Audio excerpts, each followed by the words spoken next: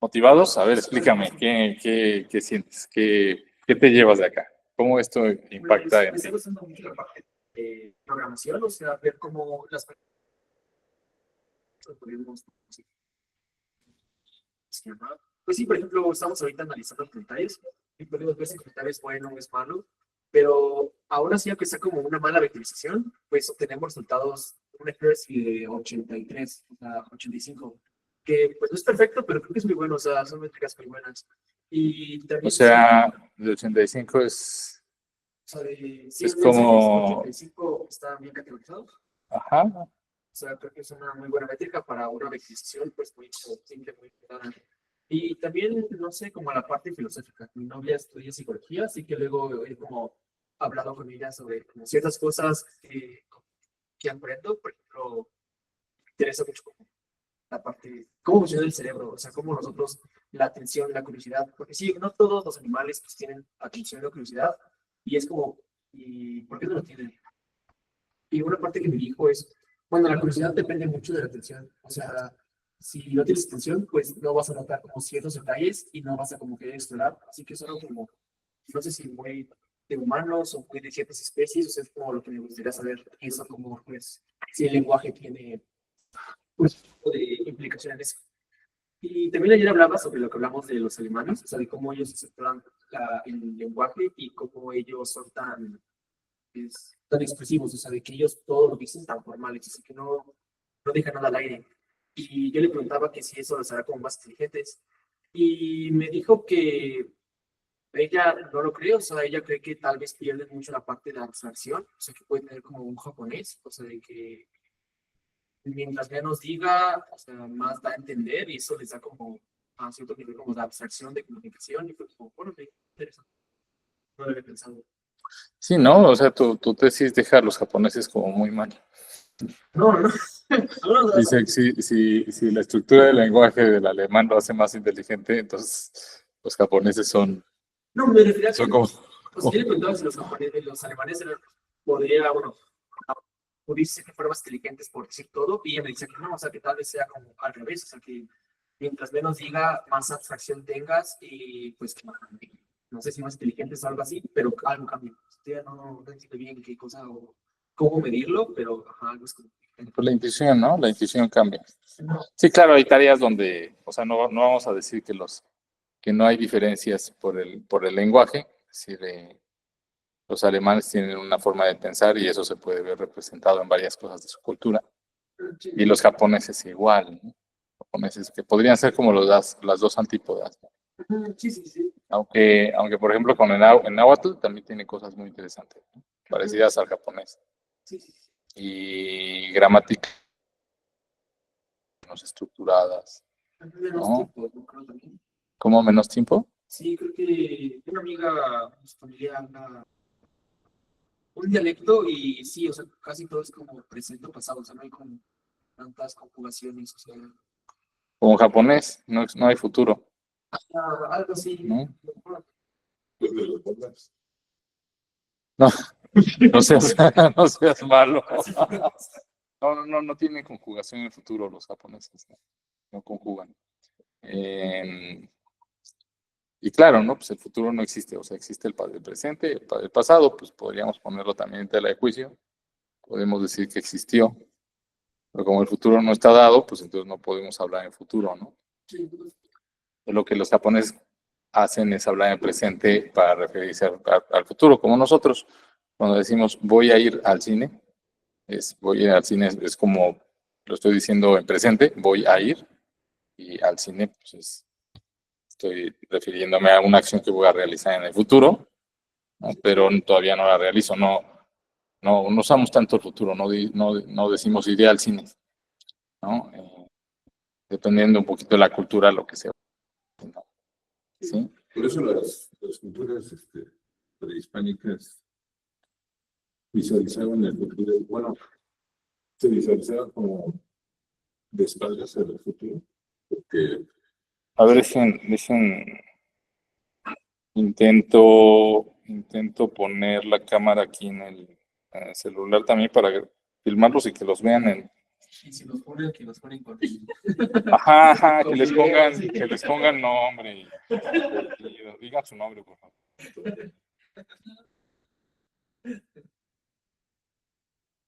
A ver, voy a usar el audio aquí del celular mejor.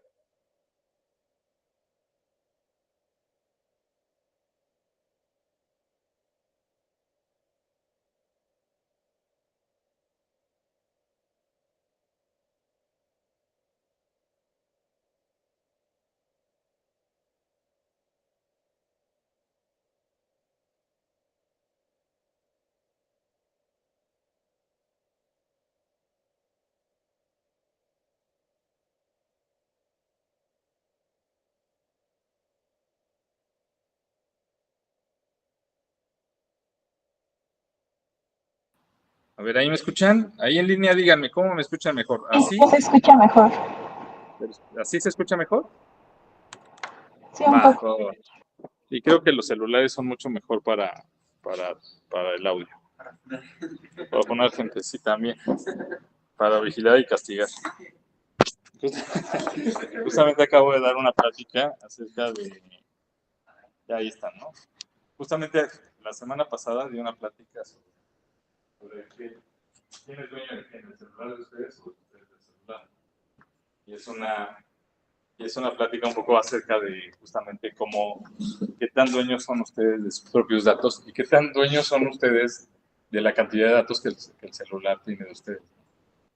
Sí, es difícil saber cómo están esas cosas. Pero bueno, a ver, sigamos, para no divagar tanto en esta clase que luego divago mucho, disculpen. Pero no, es mi propósito dejar de hacerlo para poder abarcar más en esta clase, ¿no? Entonces, sí, la intención de poner a Foucault como primer pensador no es de a gratis, ¿no? Es decir, esta clase tiene una intencionalidad y la intencionalidad se muestra mucho en los trabajos de Foucault. Qué bueno que discutas esta clase con tu novia. Sí. Ahorita estamos estudiando a Foucault. Las ideas de Foucault, hoy vamos a hablar un poquito de sus ideas, no son nuevas, no son ideas que... Bueno, yo creo que él las presentó de manera magistral, pero muchas de las ideas, en particular hoy vamos a hablar de una idea, la idea del hombre ha muerto. Esa es la tesis del libro de las palabras y las cosas. No vamos a llegar a la tesis, vamos a quedarnos en el capítulo 1, pero para quienes lo quieran seguir leyendo, bueno, la tesis del libro de las palabras y las cosas es el hombre ha muerto, ¿no? Y la pregunta es ¿por qué? ¿Por qué Foucault dice que el hombre ha muerto? Esa es la tesis central. Y esa tesis central se basa en los trabajos de los pensadores, de los filósofos anteriores a Foucault, de los de principios del siglo XX. Entonces ahí está Marx, ahí está Hegel, y ahí está esta idea de que el ser humano es socialmente construido, ¿no? Y vamos a estudiar en particular más adelante a un psicólogo, bueno, no es psicólogo, es epistemólogo, pero ya ven que los psicólogos usan un montón de pensadores para poder enriquecer el conocimiento psicológico. Y a este Vladimir Vygotsky se le considera mucho más un psicólogo que un filósofo, a pesar de que sus trabajos son de epistemología, no tiene trabajos particularmente de psicología, pero así como Piaget estudia a los niños, y Piaget también es considerado psicólogo, aunque Piaget era filósofo, era epistemólogo, no era psicólogo, ¿no? Entonces, de hecho, leer a Piaget es dificilísimo, es un epistemólogo bastante docto en el lenguaje filosófico, no psicológico. Cuando ponemos a psicólogos a estudiar a Piaget, los pobres psicólogos sufren muchísimo.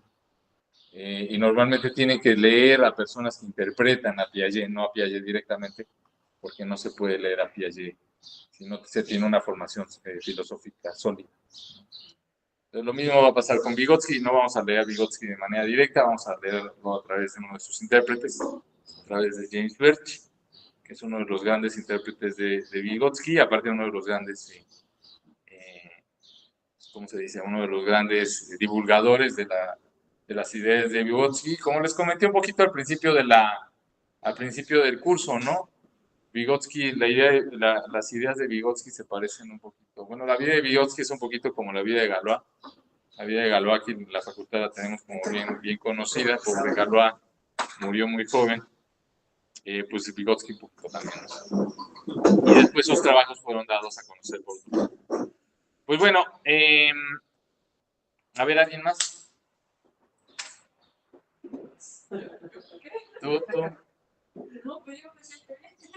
te sientes bien? ¿Te gusta? Hasta ahorita vas bien. Sí, se me está haciendo muy interesante. Me gusta que no solo nos quedamos con la parte técnica, y eso es lo que hay detrás de todo el lenguaje. Eso está bien. Desde luego nos vamos a meter más profundo. También conmigo vamos a programar un poquito en algún momento. Tenemos que, pero sí, lo importante es entender todo lo que hay detrás, ¿no? También entender que muchas de las ideas que hay en la construcción de los algoritmos y de las diferentes formas de analizar el lenguaje natural, pues no son tan de gratis, ¿no? Surgen de todo este caldo epistémico en el que estamos viviendo, ¿va? ¿Alguien más allá atrás?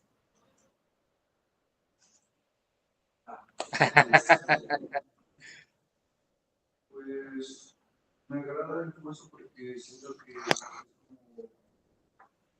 es un poco más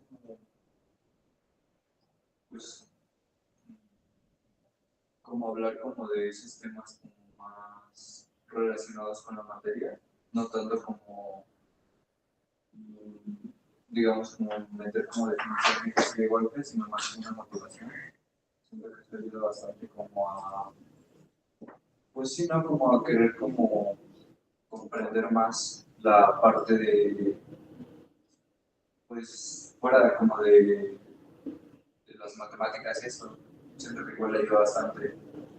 Y pues, sobre el libro, pues, pues me agrada un poco. Quizás es como muy largo para mí, pero pues está bien.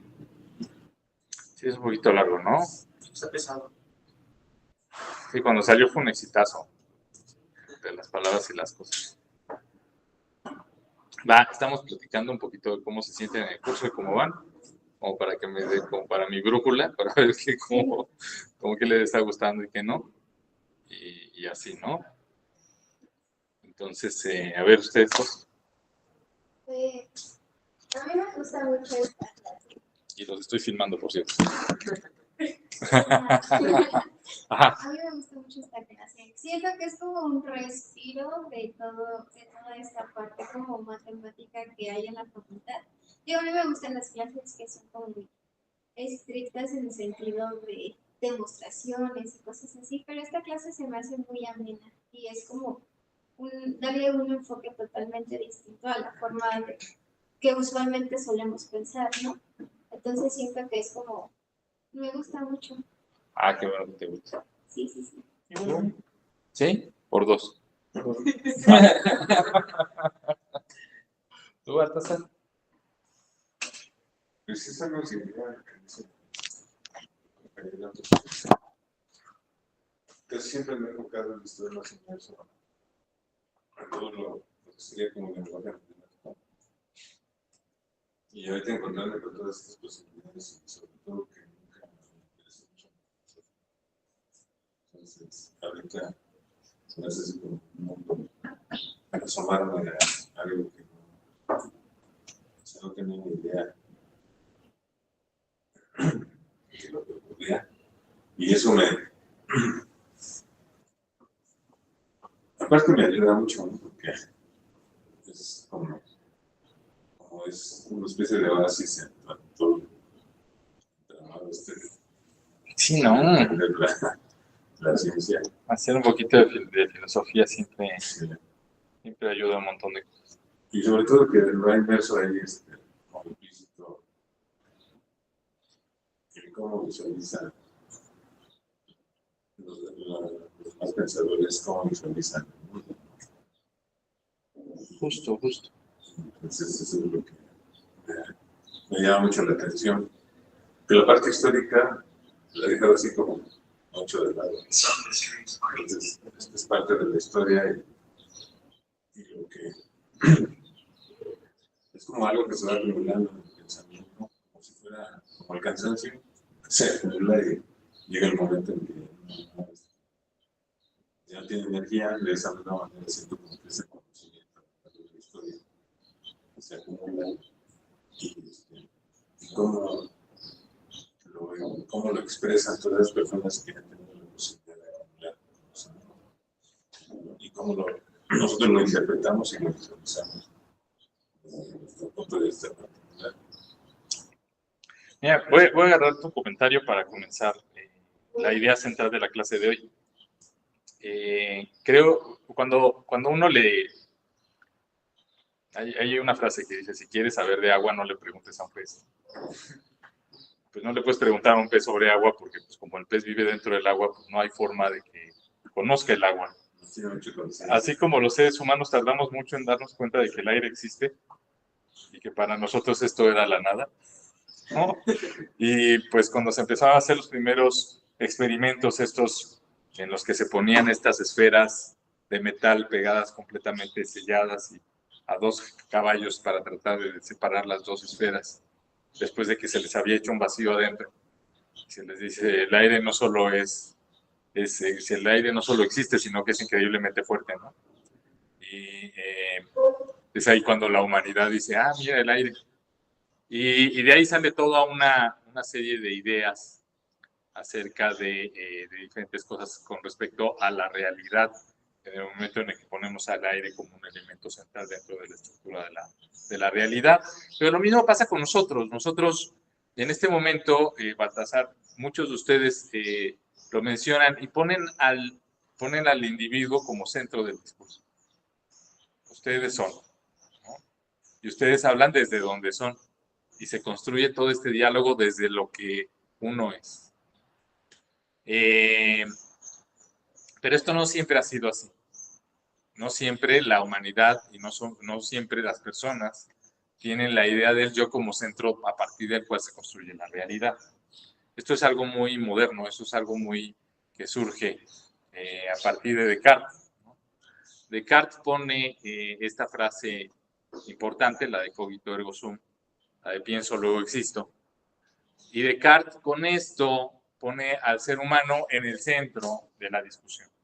Nosotros pensamos. ¿Quién es el que piensa? Tú. No la humanidad, no las personas. La única realidad de la cual uno puede estar seguro en lo cartesiano es el pienso, luego existo, ¿no?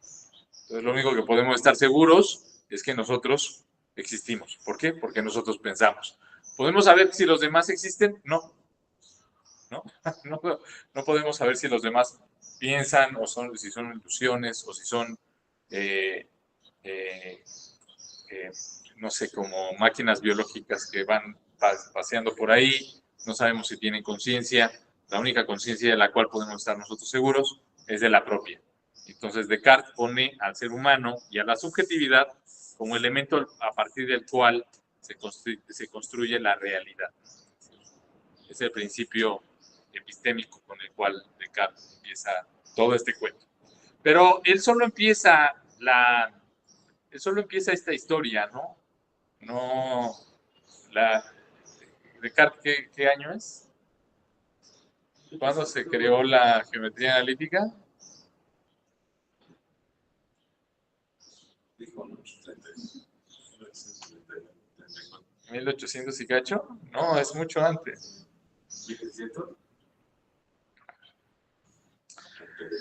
Entonces, Descartes pone esto sobre la mesa y empieza a haber varios pensadores después de Descartes, y hay un pensador que no voy a abordar acá, pero que puso la motivación para que Foucault dijera el hombre ha muerto, y ese pensador es Nietzsche. Entonces Nietzsche en su libro Así hablaba Zaratustra, pues de repente hay un gurú que está buscando un camino para llegar a una mezquita, a una iglesia, algo. No me acuerdo muy bien cómo va.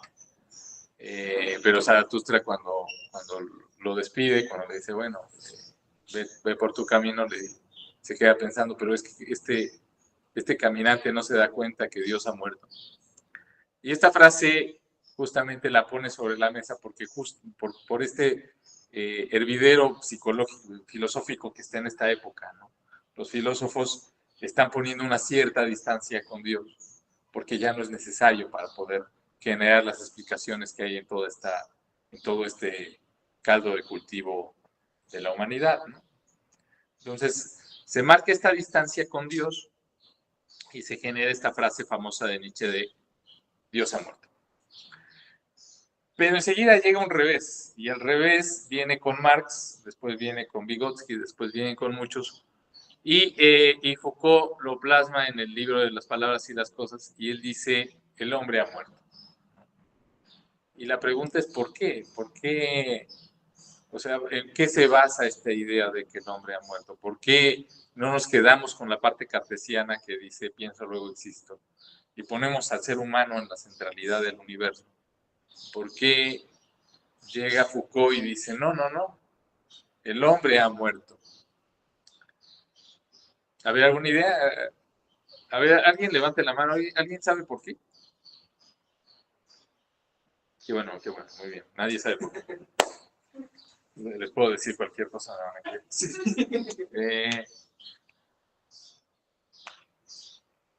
A ver, ¿ustedes qué idioma hablan?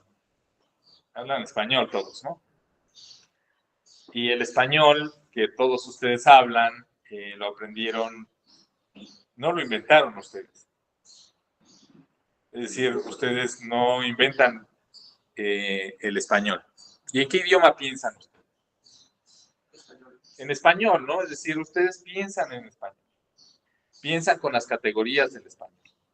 Piensan e identifican los objetos que el español puede nombrar. Y así construyen su realidad con el español. ¿Sí?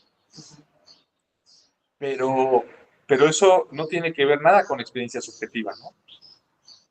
Ustedes llegaron a un mundo donde ya existía el español, donde ya existían las categorías y todas las cosas que hay alrededor de ustedes que les permiten partir a la realidad en pedacitos y poder generar pensamientos y poder generar diferentes formas de razonamientos, ¿no?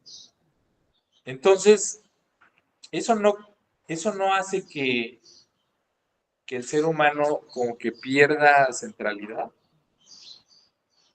Es decir, nosotros nacemos y todo lo que somos no es nuestro, sino es un constructo cultural.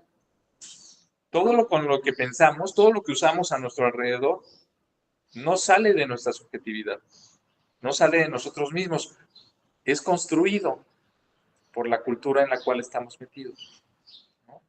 Entonces, Foucault, un poco abusando de este constructo, abusando de estas ideas, dice, el hombre ha muerto. Incluso podemos ir un poquito más allá. Si yo agarro y escribo un libro, entonces yo estoy volcando mi subjetividad en el libro, estoy tratando de explicar las cosas que hay dentro de mi cabeza a través de mi diálogo, a través de mi discurso, a través de lo que yo pienso. Y escribo ese libro. Y luego le doy ese libro a Natalia. Natalia agarra el libro y lo empieza a leer. Natalia va a poder ver lo que hay dentro de mi cabeza y va a poder entender lo que hay dentro mío. A pesar de que ambos hablamos español, una de las cosas en las que hago mucho hincapié aquí en esta clase es justamente la ilusión de la comunicación. Nosotros entendemos las palabras y las cosas a través de las categorías que tenemos dentro de nuestra cabeza, a través de la lengua que tenemos dentro de nuestra mente. Y entonces, incluso ahí ha muerto el hombre, porque Natalia no va a entender lo que yo traté de volcar en el libro, sino lo que va a hacer es interpretar a través de su realidad lo que está escrito con las palabras que yo volqué. Pero eso me mata.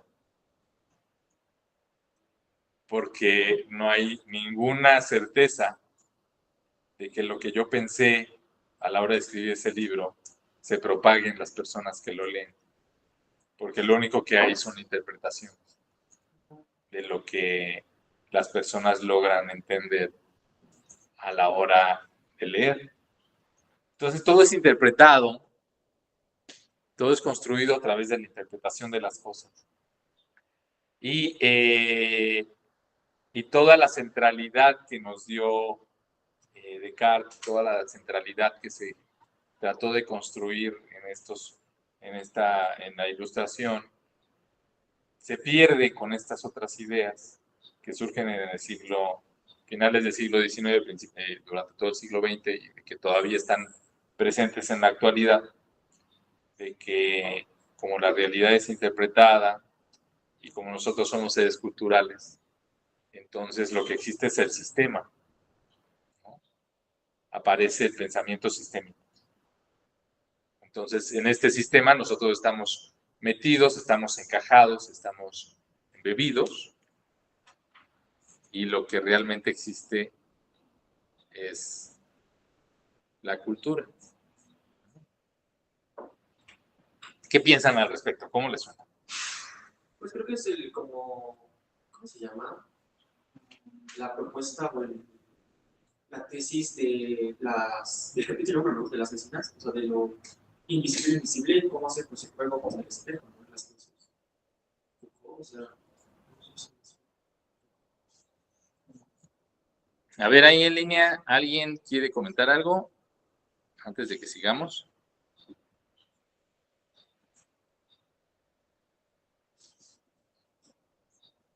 Norma, Diana, César, Gerardo, Sergio, ¿alguien?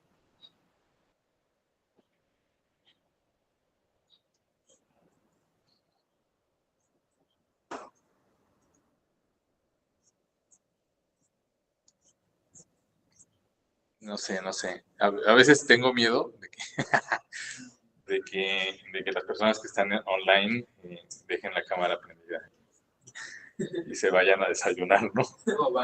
Sí, yo lo he hecho. Entonces, bueno, sí, cuando uno se va a bañar, uno se lleva su bocina y es más difícil prender el micrófono, ¿no? A lo mejor ahorita todos están bañando. un amigo padre me llevó la computadora y está tratando de prender la cámara por accidente. Tuvieron que bajar la grabación de ese día. Qué bueno, qué bueno. Está bien, eso pasa a veces. O sea, yo entiendo que no es que fracase la interpretación, o sea, que la interpretación no significa fracaso. Ajá. Simplemente significa como una reconstitución de lo que entendemos como, pues sí, la condición de la comisión y de los amigos.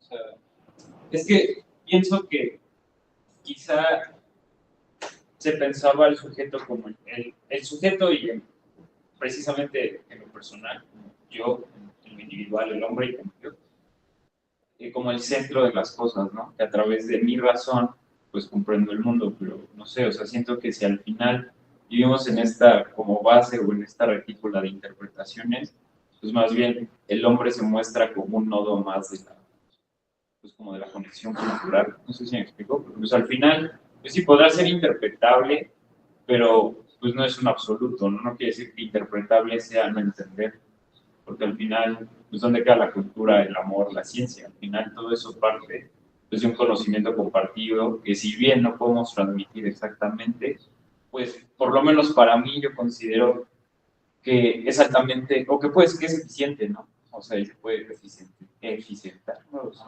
es lo que yo pienso, ¿no? Que no es un fracaso, ¿no? En todo vivir de la interpretación. Ok, ok. Pero mencionas algo que me gusta mucho, ¿no? Dices la ciencia. La ciencia sale a través de esta idea de que estamos compartiendo cosas, ¿no? Claro, o Eso... sea, sí, y lo pienso porque inclusive aunque tú me niegues que esto es un plumón, ya estamos hablando de que vemos algo igual. Lo nombraremos distinto, pero existe y somos capaces de interpretar que hay algo compartido en nuestra realidad, ¿no?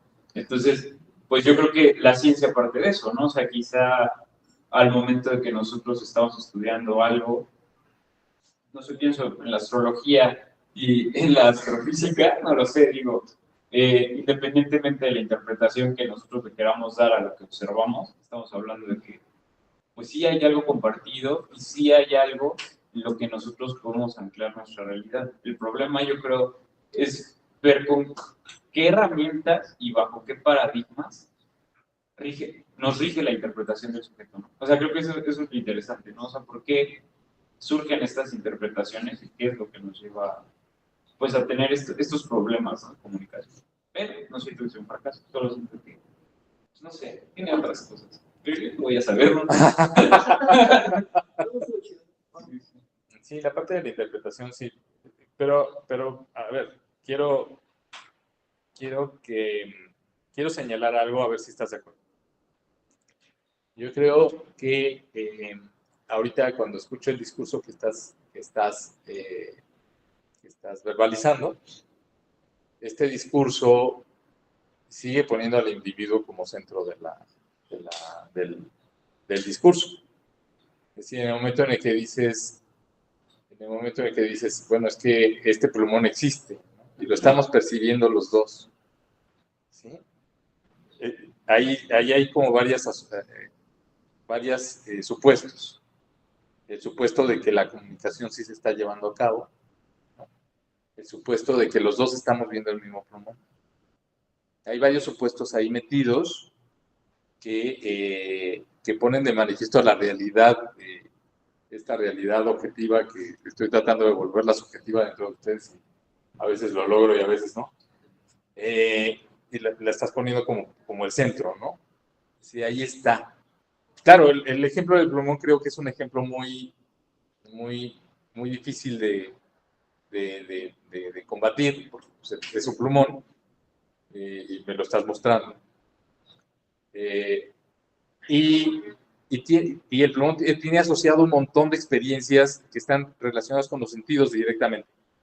Y las experiencias que están relacionadas con los sentidos directamente son muy difíciles de interpretar de maneras diferentes.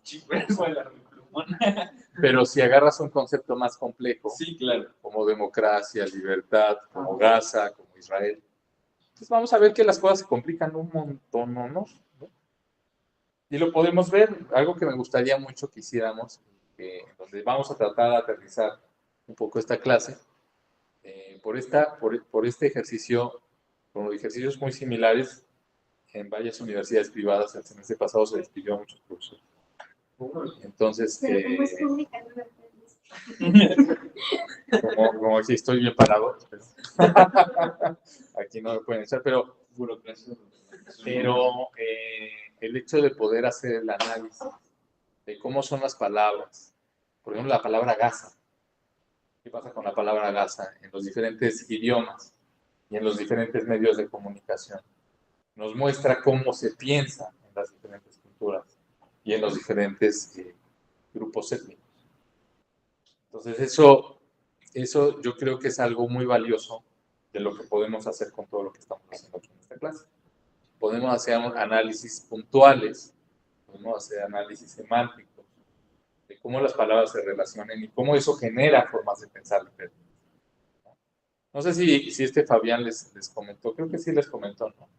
En alguna de las clases, que hace 2 o 3 semestres, no hace más, hace 2 años más o menos. ¿Salió chat? ¿Lo que ¿Salió chat? salió chat? El chat GPT, no.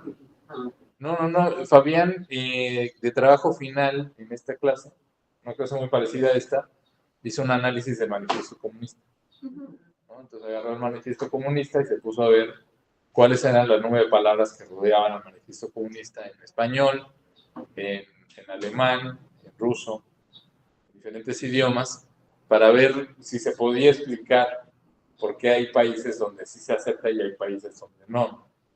Y las cosas que encontró fueron bastante interesantes. Es decir, justamente los países donde las 9 palabras que rodeaban el texto del manifiesto comunista eran palabras más amenas, más agradables, menos conflictivas, eran justamente los países donde se aceptaban más las doctrinas del manifiesto comunista. Y particularmente en inglés no se aceptaba también porque las 9 palabras que rodeaban a este constructo eran palabras bastante conflictivas, bastante, que uno dice, no, estas palabras no las quiero en mi vida, ¿no? Mejor las ponemos un poquito al lado. Y eso habla un poquito justamente de cómo el proceso de interpretación, si es un proceso que podemos manipular de manera política, y que de hecho se modifica de manera política. El hecho de que en este momento cada presidente le dice diferente a la población, ¿no? ¿Cómo se le dice en este sexenio? El pueblo. El pueblo, ¿no? ¿Y cómo se le decía con Peña Nieto? Ciudadano.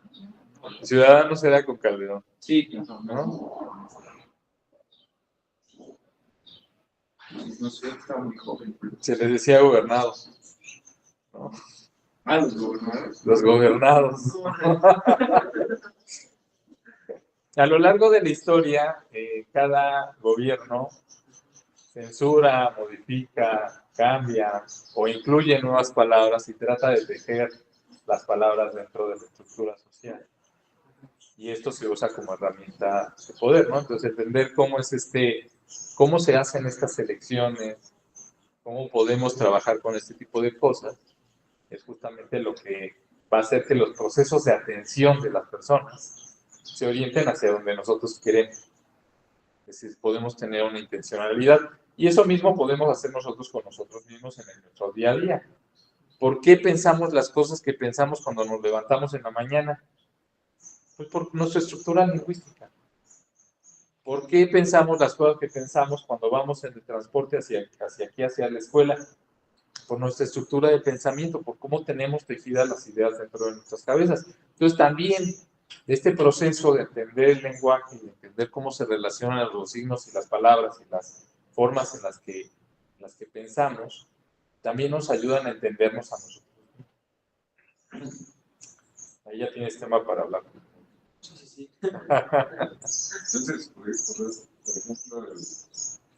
el aprendizaje de las matemáticas depende de quién lo está haciendo. Claro, claro. O sea, las palabras que nos dicen, o sea, si no son tan precisas, entonces nos van a crear una idea que pudiera ser de Sí, qué bueno que mencionas eso. Hay una palabra que a mí me gusta muchísimo trabajar. Este semestre no creo trabajarla con ustedes, pero me encanta, que es la palabra formalismo. La palabra formalismo ha cambiado mucho en los últimos siglos. Y lo que ahorita consideramos formal no es para nada lo mismo que consideraban los griegos formal. O cuando uno lee los elementos de Euclides, pues en la actualidad se considera un libro que no podría ser un libro de texto correcto en la actualidad. Está lleno de formalismos, está lleno de problemas, ¿no? A la hora de tratar de analizarlo. Pero para los griegos era la cúspide del formalismo, de la claridad, tanto que había incluso ideas religiosas alrededor, como todo un culto, ¿no? Pero ahorita no, ahorita lo leemos y decimos, aquí hay axiomas fantasma, hay axiomas que no están, que faltan y que se presuponen, y hay argumentos que no se considera que son contundentes o que son definitivos para poder llegar a las conclusiones. Y seguramente en 100 años lo que nosotros entendemos por formalismo sea otra cosa. Y nos critiquen a nosotros y digan, mira, los del siglo XXI pensaban que esto era formal. Qué chistosos, no consideraron la cognición humana. ¿No? Estaban perdidos. No se daban cuenta de que estos dos matemáticos estaban pensando en palabras diferentes. Que se pronunciaban igual, ¿no? Sí, no sé, ya veremos qué es lo que pasa en los años siguientes, pero sí, las palabras van cambiando. La matemática va cambiando, a pesar de que parece que es un edificio bastante sólido, va cambiando mucho a lo largo de la historia, y es interesante ver cómo eso también se interpreta en nuestras cabezas. ¿Sí? ¿Todo bien? Pero esperen, se me está yendo algo que quería decirles antes de que escuchara tu comentario.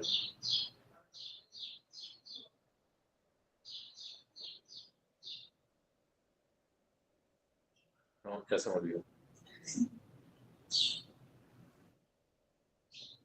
Estábamos hablando de lo del... de cómo se construyen las formas de pensar. Y creo que ya. Vale, pues, ¿para cuándo tienen que leer el primer capítulo? Para el miércoles, ¿no? Échenle ganas con el primer capítulo del libro de las palabras y las cosas. Este capítulo me interesa mucho que lo platiquemos a fondo. Me gusta mucho la metáfora que usa a través de las meninas. Creo que es una metáfora maestra, está muy increíble, justamente porque permite notar cómo las palabras a la hora... El lenguaje no fue hecho para analizar el lenguaje mismo. Y se nota muy, muy claramente en estos discursos. El discurso de las meninas podemos ver las limitaciones del lenguaje como herramienta para analizar el lenguaje mismo. Y con todas estas metáforas que usa del pintor, de cómo se van interpretando los diferentes elementos del cuadro y así, pues nos genera, nos trata de transmitir nos trata de generar la sensación primero, antes de hablar de las cosas de manera cruda y directa. ¿Sí? Entonces, esto de generarte la sensación primero a través de todo este discurso, a mí me parece una idea maravillosa de tratar de transmitir justamente las ideas que nos quiere transmitir Foucault con esto, ¿no? Luego vamos a analizar algunas otras estructuras lingüísticas para analizar el poder. En particular, Foucault tiene un libro muy bonito que se llama Vigilar y Castigar, donde, sé que tú leíste, ¿verdad? Sí. Donde justamente se trata este tema un poquito más a fondo. Y cuando yo estaba aquí en la carrera, aquí en el estadio SU, dan clases de acupuntura para quien quiera.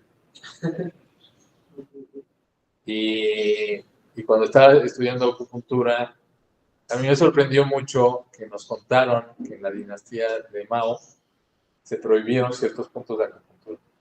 Y todos los libros que hablaban sobre esos puntos de acupuntura se quemaron para que la gente no pudiera acceder a estos puntos de acupuntura. Y justamente son puntos de acupuntura que tienen que ver con la exaltación de las emociones. Entonces los chinos pensaban que ciertos trastornos emocionales se podían atender con acupuntura, así como ahorita creemos que el Prozac sirve. Y justamente estos puntos que tenían relación con las emociones, Mao manda quemar todos los libros que tienen que ver con eso, para que la gente no pueda tener un pensamiento emocional más adecuado. Y eso me hace pensar, ¿no?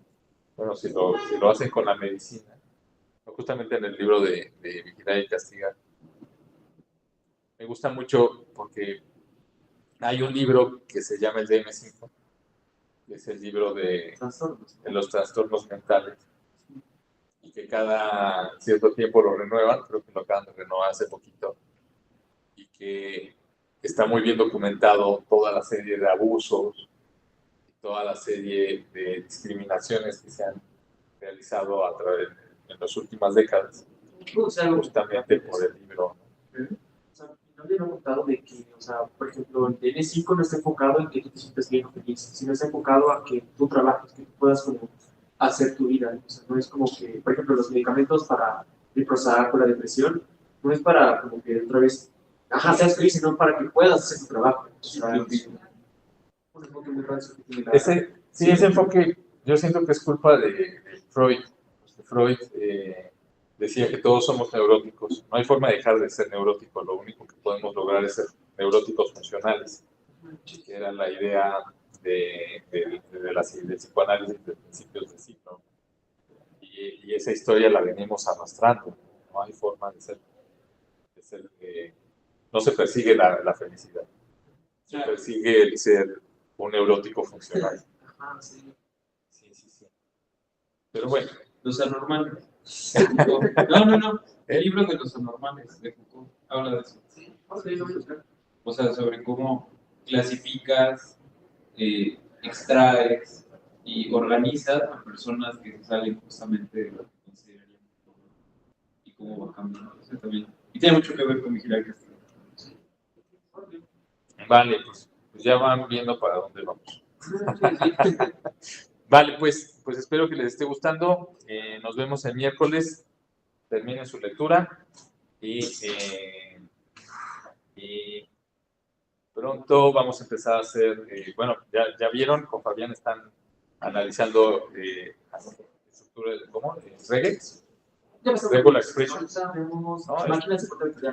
con toda esta otra parte.